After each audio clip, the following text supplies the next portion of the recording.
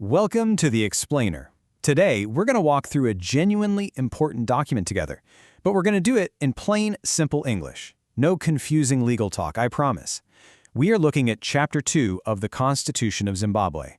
Now, think of the Constitution as the absolute main rulebook for our entire country. And Chapter 2?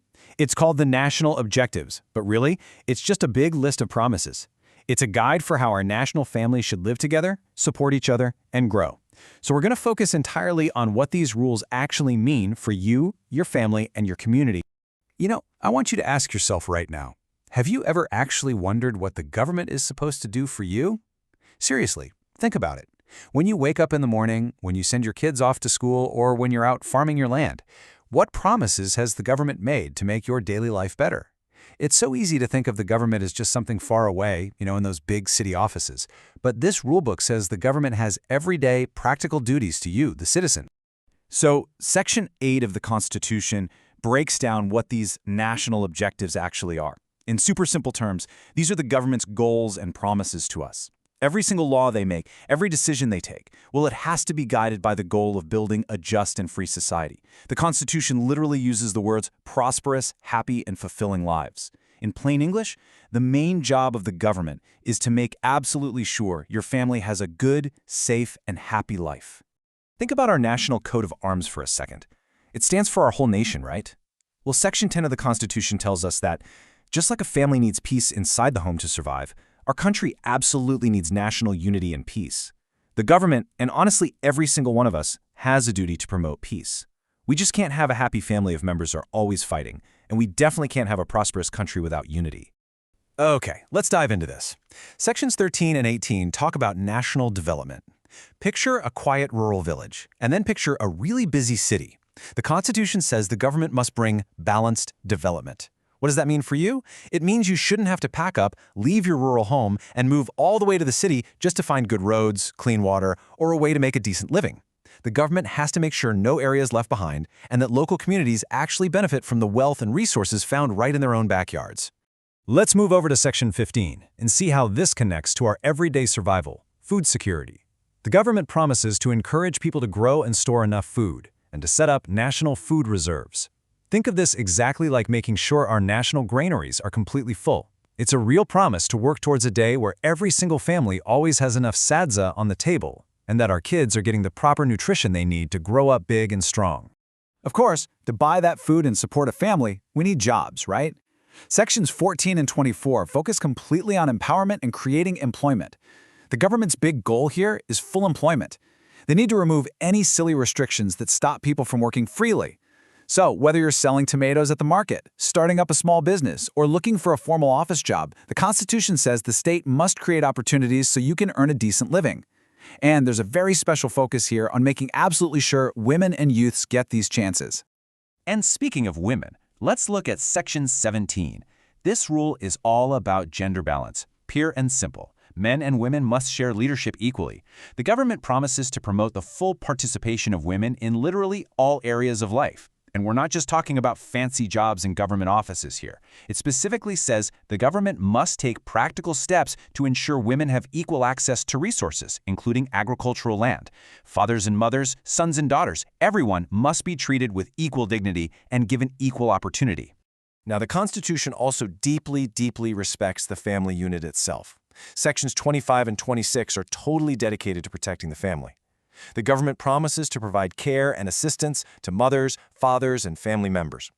It also takes a super strong stand against domestic violence. Plus, it protects marriage by making sure no one is ever forced into a marriage with their free and full consent. And it strictly bans the practice of pledging children in marriage.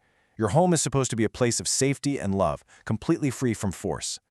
When it comes to our youngest family members, Section 19 does not mess around. It says that the best interests of the children are paramount, which is just a fancy way of saying they come first, above everything else. Children must be protected from maltreatment, neglect, or any kind of abuse. The government also has to work to protect kids from being forced to do hard labor, making sure they actually have shelter, basic food, and the chance to just be children and get a good education.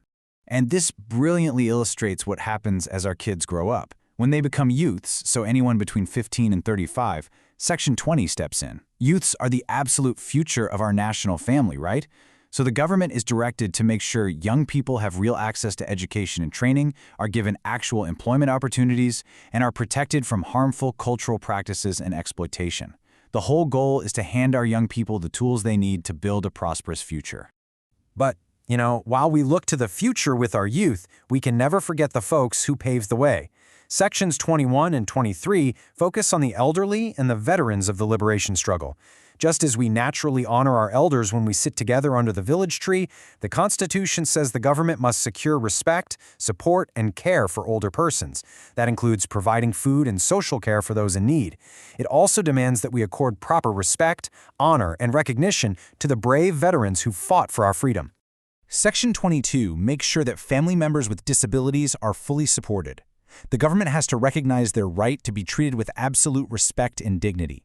But it goes way beyond just respect. It means taking real, practical steps. We're talking about developing work programs so they can earn a living, helping them reach their full potential, and making sure that public buildings actually have ramps and are easy for everyone to enter safely. Now, our national family has such a rich history. Sections 16 and 33 remind us how important our culture is. The government must preserve and protect our traditional cultural heritage, whether that's Shona, Debla, or any of our other beautiful cultures across the country. This also means respecting our traditional leaders and protecting our local wisdom, like the incredible traditional medicine knowledge passed down by our ancestors. Our roots, well, they're exactly what keep the tree standing strong. Let's look at our most basic, everyday human needs in sections 27 and 28. First, the promise of an open school door. The government must promote free basic education for all children, and they have to treat girls and boys exactly the same, no exceptions. Second, the promise of a safe roof. The state must help everyone get access to proper shelter, education, and a home. Those are the solid foundations of a stable life. So the crucial point is how the government protects us when things go wrong. Look at Section 29, which deals with health services. The rulebook says the state must ensure basic, accessible health services. But here's a very specific, literally life-saving promise. If a family member falls sick in the middle of the night and you rush them to a local clinic or hospital, the Constitution says the government must ensure that absolutely no person is refused emergency medical treatment, period. Furthermore, if a family member is deeply in need, the government has set goals to step in and help. Section 30 says the state must take measures to provide social welfare and care to those who are really struggling to survive. And say someone finds themselves in legal trouble and just cannot afford a lawyer. Section 31 says the state should try to provide legal representation. The whole idea here is that justice and care shouldn't only belong to the wealthy, they belong to absolutely everyone in our national family. And hey, it's not just about surviving, it's about enjoying life too. Section 32 briefly, but importantly, mentions that the government must encourage sporting and recreational activities. By providing facilities for sports and recreation, the Constitution actually wants our communities to be healthy, active, and happy. It's a great reminder that coming together to play, relax, and celebrate is a huge part of what makes a nation strong. Well, we've reached the end of our journey through Chapter 2. These are the national objectives. They're the goals, the targets, and the actual promises made to you, your children, and your elders. The Constitution isn't just some dusty document for lawyers and politicians to argue over. It is your rulebook. So now that you know the promises made to our national family, from balanced development and food security to healthcare and education, the big question is, how will you use this knowledge to uplift your own community? Thank you so much for learning with us today. Know your rights, know your Constitution, and we will see you next time on The Explainer.